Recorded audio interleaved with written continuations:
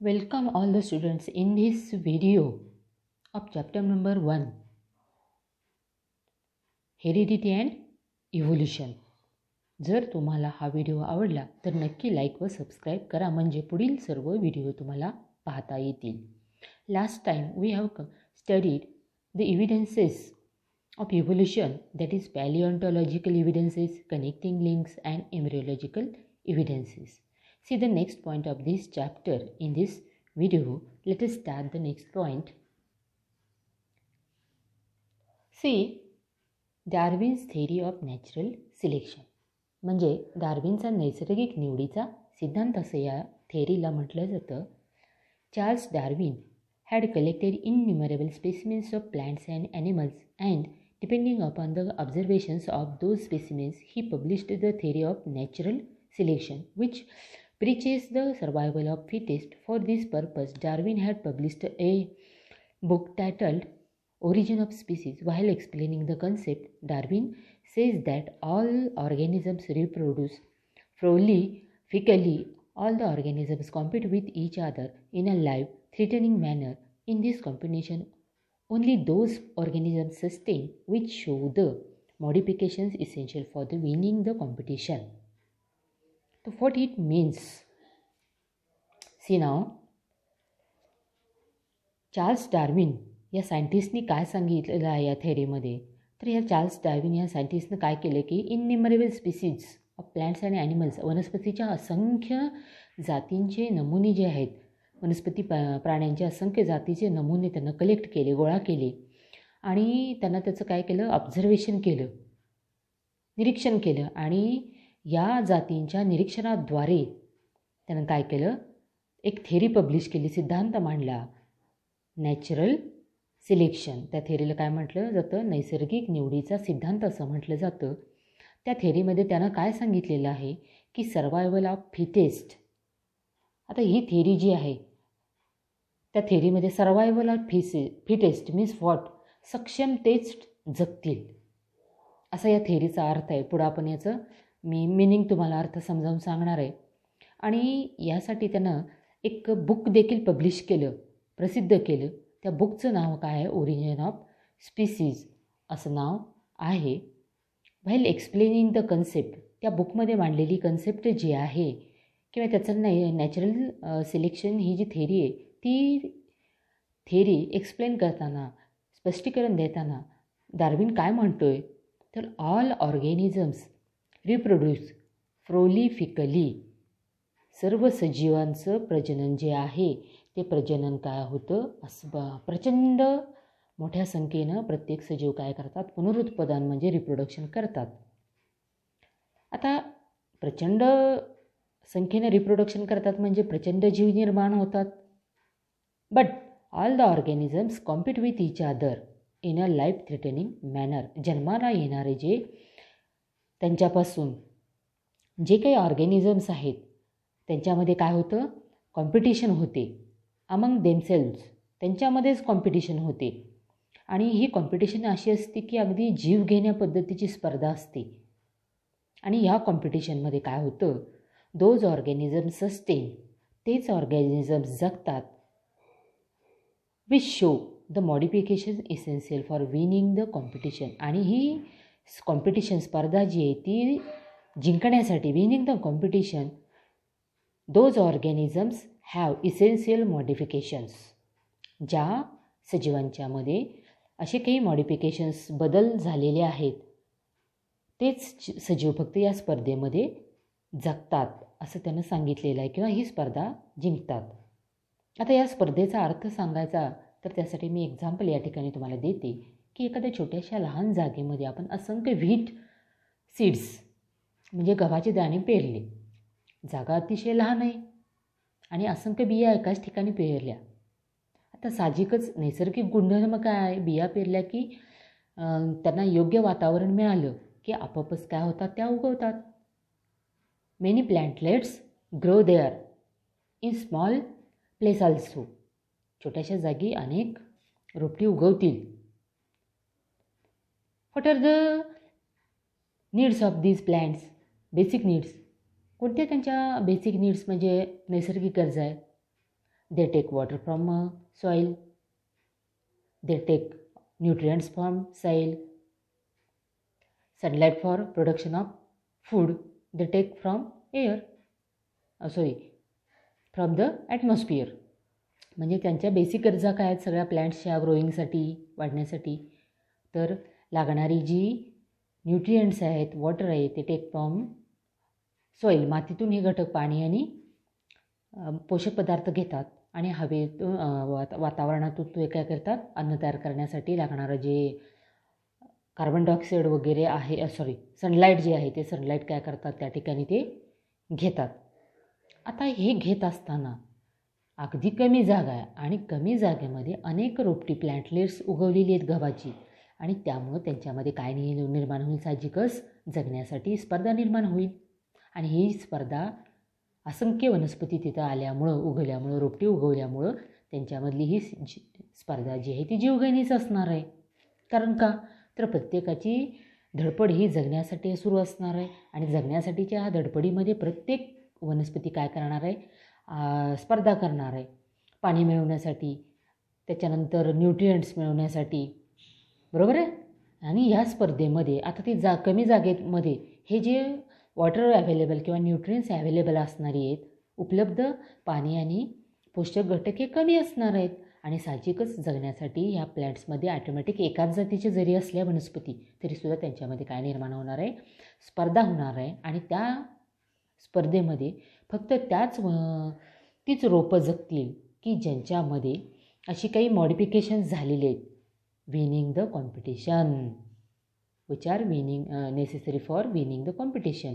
आणि त्याच्यामध्ये तीच रोपं जगतील की ज्याच्यामध्ये काही स्पर्धा जिंकण्यासाठी आवश्यक असणारी मॉडिफिकेशन्स बदल झालेले आहेत. हेच याच्या उदाहरणानं आपल्याला लक्षात येईल की कशी कॉम्पिटिशन अशामध्ये होते. However, besides this, natural selection also plays important role because nature selects only those organisms which are fit to live and the rest perish. आता या ठिकाणी काय सांगितलं जातं, याचबरोबर ही स्पर्धा होतेच. Natural selection also plays important role. याच्यामध्ये नैसर्गिक निवड जी आहे ती काय करते, प्ले इम्पॉर्टंट रोल. याच्यामध्ये नैसर्गिक निवड ही महत्त्वाची ठरते. Because nature selects only those organisms. निसर्ग कोणाची निवड करतो याच्यामध्ये, सगळ्या ऑर्गॅनिझममध्ये, तर which are fit to live, जे जगण्यासाठी फिट आहेत. जगण्यासाठी फिट आहेत म्हणजे सुयोग्य आहेत, योग्य आहेत, असंच निसर्ग निवड करतो. आणि रेस्ट पेरिश, आणि बाकीचे सर्व या ठिकाणी पेरिश होतात म्हणजे काय होतात, मरतात, नष्ट होतात. आता याचा अर्थ असा नव्हे की नॅचरल सिलेक्शन म्हणजे निसर्ग स्वतःहून निवड करतो की यांना जगायचं आणि यांना मारायचं, असं अजिबात नाही. Sustaining and selected organisms can perform reproduction. आणि मग या स्पर्धेतून निसर्गानं ज्याची निवड केली ती जगतात आणि रिमेनिंग काय होतात, पेरिश होतात म्हणजे मरून जातात. मग आता या ठिकाणी सस्टेन झालेले जे अस्तित्व टिकून राहिलेले आहेत आणि सिलेक्टेड ऑर्गॅनिझम्स आहेत, नॅचरलनी सिलेक्ट केलेले आहेत, निवडलेले आहेत निसर्गाने, त्यांच्यामध्ये काय होतं, मग रिप्रोडक्शन होतं, प्रजननाची क्रिया होते आणि thereby gives rise to new species.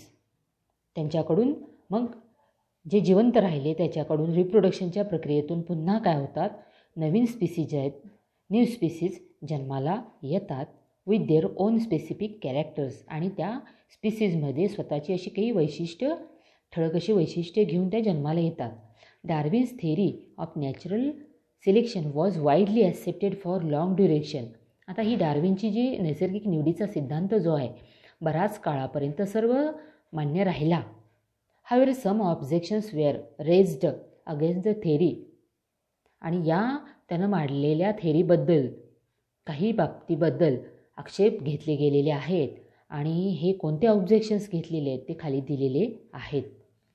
काय आक्षेप या ठिकाणी घेतलेले आहेत, तर पहिलं ऑब्जेक्शन असं आहे की first, natural selection is not the only factor responsible for evolution. फक्त नैसर्गिक निवडीचा सिद्धांतच हा फक्त घटकच इव्होल्युशनच्या प्रक्रियेसाठी कारणीभूत नाही, उत्क्रांतीच्या प्रक्रियेला कारणीभूत नाही. याचा विषय त्याने या थेअरीमध्ये काही मांडलेलं नाही. त्यामुळं हा फॅक्टर जो आहे हाच फक्त काही उत्क्रांतीच्या प्रक्रियेला कारणीभूत ठरत नाही. हे एक ऑब्जेक्शन या थेअरीबद्दल घेतलेलं आहे, आक्षेप घेतलेला आहे. सेकंड काय घेतलेलं आहे, Darwin did not maintain any explanation about useful and useless modifications. त्यानं जी नॅचरल सिलेक्शनची थेअरी मांडली त्याच्यामध्ये त्यानं कुठंही मेन्शन केलेलं नाही, कुठेही एक्सप्लेन केलेलं नाही, कुठंही त्यानं त्याच्याबद्दल स्पष्टीकरण केलेलं नाही. कशाबद्दल स्पष्टीकरण केलेलं नाही, about useful and useless modifications. असं ऑर्गॅनिझममध्ये कोणती युजफुल मॉडिफिकेशन्स होतात, उपयोगी बदल होतात किंवा निरुपयोगी बदल होतात, त्याच्याबद्दलचं काहीही त्याने एक्सप्लेन केलेलं नाही या थेअरीमध्ये. There is no explanation about slow changes and abrupt changes. आणि या थेअरीमध्ये त्यानं असंही एक्सप्लेनेशन केलेलं नाही की स्लो चेंजेस म्हणजे यामध्ये सावकाश होणारे बदल जे आहेत आणि ॲब्रप्ट चेंजेस एकदम होणारे बदल, अचानक होणारे बदल आहेत, त्याच्याविषयी पण त्या थेअरीमध्ये त्यांनी काहीही एक्सप्लेन केलेलं नाही आहे. Irrespective of all these objections Darwin's work on evolution has been milestone. असे असले तरी डार्विननं जे काही त्याच्या थेअरीबद्दल घेतलेली ऑब्जेक्शन्स जरी असली तरी देखील डार्विनने केलेलं जे वर्क आहे इव्होल्युशनच्या संदर्भात, उत्क्रांतीच्या संदर्भातलं, हे काय ठरलेलं आहे तर माइलस्टोन म्हणजे एक मैलाचा दगड ठरलेलं आहे. यानंतरची जी थेअरी आपल्याला बघायची आहे, लॅमार्किझम, लॅमार्कवाद. Jean Baptiste Lamarck proposed that morphological changes occurring in living organisms are responsible for evolution, and the reason behind those morphological changes is activities or laziness of that organism. He called this concept as principle of use or disuse of organisms. या ठिकाणी हा scientist दाखवलेला आहे, John Baptist लॅमार्क. यानं काय केलं की मॉर्फॉलॉजिक changes, त्याच्यामध्ये शरीरशास्त्रीय बाह्यरूपीय जे काही पुरावे आहेत, शरीर रचनेमध्ये झालेले बदल, हे बदल कशामुळे होतात लिव्हिंग ऑर्गॅनिझममध्ये, आणि ते होणारे बदल जे आहेत ते इव्होल्युशनच्या प्रोसेससाठी रिस्पॉन्सिबल आहेत किंवा उत्क्रांतीच्या प्रक्रियेला कारणीभूत असे आहेत. आणि त्याच्या मागचं रिझन, कारण काय सांगितलेलं आहे, मॉर्फॉलॉजिकल चेंजेस, शरीररचनेमध्ये होणारे बदल जे आहेत, तर त्यांना त्याच्यामागची कारणं सांगितलीत. Activities or laziness of that organism, म्हणजे तो जीव जो आहे त्या जीवानं इंद्रियाचा त्याचा वापर केला, त्यानं आपल्या शरीराचा भाग ॲक्टिव्ह ठेवला म्हणजे इंद्रियाचा वापर केला, किंवा लेझीनेस ऑफ दॅट ऑर्गॅनिझम, किंवा वापर न केला म्हणजे थोडक्यात त्यानं आळस केला. He called this concept as principle of use or disuse of organs. आणि या सिद्धांतालाच त्यानं काय म्हटलेलं आहे तर इंद्रियांचा वापर व न वापराचा सिद्धांत, use or disuse of organs, इंद्रियाचा वापर व न वापराचा सिद्धांत असं त्यानं त्याला म्हटलेलं आहे. आता याचा अर्थ नाही. Further he said that neck of giraffe has become too long due to browsing on leaves of tall plants by extending their neck for several generations. आता यानं काय एक्झाम्पल याच्यामध्ये दिले हे सांगण्यासाठी की जिराफाची जी मान आहे हॅज बिकम टू लॉंग, खूपच लांब होत गेली, ताणत गेली. का मोठी का झाली तर due to browsing on leaves of tall plants, उंच वनस्पतींची पानं खात असल्यामुळं त्याची मान काय होली, हळूहळू ताणत गेली आणि ते लांब मानेचे झाले असं त्यानं. आणि हा बदल सेव्हरल जनरेशन्स म्हणजे अनेक पिढ्यानपिढ्या असं घडल्यामुळं हळूहळू जिराफाची मान काय होत गेली, लांब लांब होत गेली ताणत जाऊन, असं त्यानं म्हटलेलं. आणि जिराफ काय झालेलं आहे, लांब मानेचं झालेलं आहे. आता आपण या ठिकाणी जिराफ दाखवलेले आहेत बघा. सुरुवातीला जिराफाचे काय आहे, या ठिकाणी फर्स्ट डायग्राममध्ये नेक आहे, ती काय आहे, शॉर्ट आहे. In next generation it becomes longer and lastly it becomes more longer. अशा पद्धतीने या ठिकाणी जिराफाची मान हळूहळू काय होत गेली, लांब होत गेली, लॉंग नेक होत गेली. का होत गेली, तर उंच उंच वनस्पतीची पानं खाण्यामुळं तो मान ताणत गेला. म्हणजे या ठिकाणी त्यानं उंच झाडावरची पानं खाण्यासाठी काय केली, मान हळूहळू उंचावत गेल्यामुळं हे कॅरेक्टर्स आहेत, हे त्याच्या पुढच्या पिढीमध्ये गेले आणि अशा पद्धतीनं हळूहळू जिराफाची मान लांब होत गेली. यामध्ये त्यानं आणखीन सांगितलेलं आहे की similarly shoulders of the iron smith have become very strong due to frequent hammering movements. याच्यामध्ये आयर्न स्मिथ म्हणजे लोहार, त्याचे जे शोल्डर्स आहेत, खांदे, हॅव बिकम व्हेरी स्ट्रॉंग, खांदे एकदम मजबूत झाले. का मजबूत झाले, due to frequent hammering movements. आता त्याचं काम काय असतं, लोहाराचं काम तुम्हाला माहिती आहे. तो लोहार काम करत असताना त्या लोखंडावरती काय करतो, पोलादावरती लोखंडावरती घणाचे घाव घालतो आणि सतत त्यानं घणाचे घाव घालून लोहाराचे खांदे बळकट झालं, असं त्यानं याच्यामध्ये सांगितलेलं आहे. अजून थर्ड एक्झाम्पल त्यानं काय दिलं, wings of birds like ostrich and emu have become weak due to no use. आता काही पक्ष्यांचे विंग्स म्हणजे पंख जे आहेत, त्याच्यामध्ये लाईक ऑस्ट्रिच शामरोग असेल किंवा इमूसारखे जे पक्षी आहेत, हॅव बिकम वीक.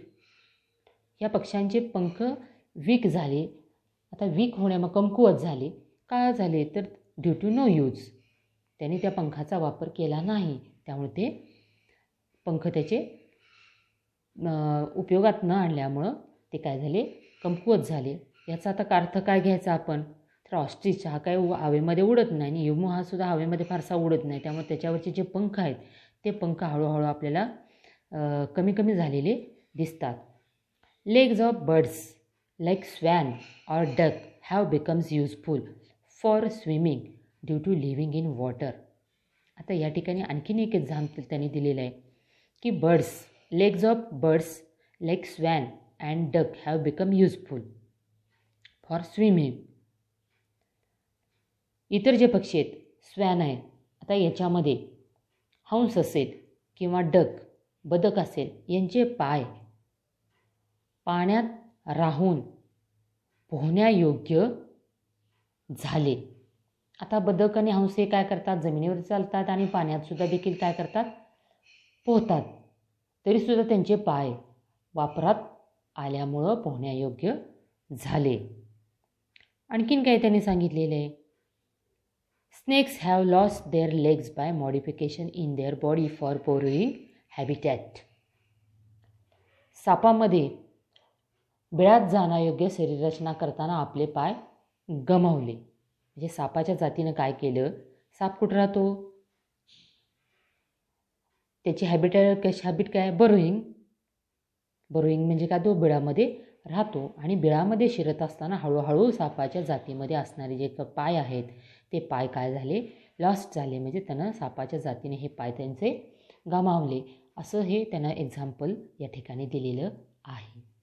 आता all these examples are types of acquired characters. ही सगळी एक्झाम्पल्स कशाची आहेत, ॲक्वायर्ड कॅरेक्टर्स कशाला म्हटलं जातं, मिळवलेली वैशिष्ट्य आहेत, त्यानं मिळवलेली वैशिष्ट्य आहेत. And are transferred from one to another generation. आणि ही मिळवलेली ॲक्वायर्ड कॅरेक्टर्स आहेत, ही transferred from one to another generation, एका पिढीकडून दुसऱ्या पिढीकडे काय केली जातात, ट्रान्सफर केली जातात. This is called theory of inheritance of acquired characters or Lamarckism. याच थेरीला काय म्हटलं जातं, मिळवलेल्या बदलांचा संक्रमणाचा सिद्धांत किंवा लॅमार्कवाद असं म्हटलं जातं. या ठिकाणी let us see development of organs due to specific activities or their degeneration due to no use at all was widely accepted. आता वर सांगितलेलं त्यानं सांगितले की डेव्हलपमेंट ऑफ ऑर्गन्स, एक शरीरांगांचे विकास कधी होतो, एखाद्या त्याचा वापर केला किंवा नाही तर त्या एखाद्या भागाचा विकास होतो किंवा त्याचा डिजनरेशन म्हणजे ऱ्हास देखील होतो, हे सगळ्यांनी मान्य केलं. But transfer of those characters from generation to generation was rejected. मात्र ही कॅरेक्टर्स वैशिष्ट्य एका पिढीकडून दुसऱ्या पिढीकडे संक्रमित केली जातात, हे मात्र सर्वांनी काय केलं, अमान्य केलं. Because he had been verified many times. It had been verified many times that modification brought in us are not transferred to next generations and thereby Lamarck's theory was disproved. आता याच्यामध्ये कारण स्वतःमध्ये घडवून आणलेले बदल नव्या पिढीकडे दिले जात नाहीत हे अनेक वेळा पडताळून पाहण्यात आले आहे व लॅमार्कचे म्हणणे चुकीचे असल्याचे दिसून आलेले या ठिकाणी आहे. The living organisms can transfer the characters which it has acquired to next generation. आता सजीवाच्या जीवनकाळामध्ये त्याने जे काही कॅरेक्टर्स ॲक्वायर केलेले आहेत, संपादित केलेले गुण आहेत, ते त्याच्या नेक्स्ट जनरेशनकडं संक्रमित करता येतात. यालाच काय म्हटलं जातं, ॲन्सेस्ट्री ऑफ ॲक्वायर्ड कॅरेक्टर्स, संपादित गुणांचा अनुवंश असं म्हटलं जातं. Let us thus we have completed this part of chapter number 1. Please subscribe and like and share this video also. Thanks for watching this video.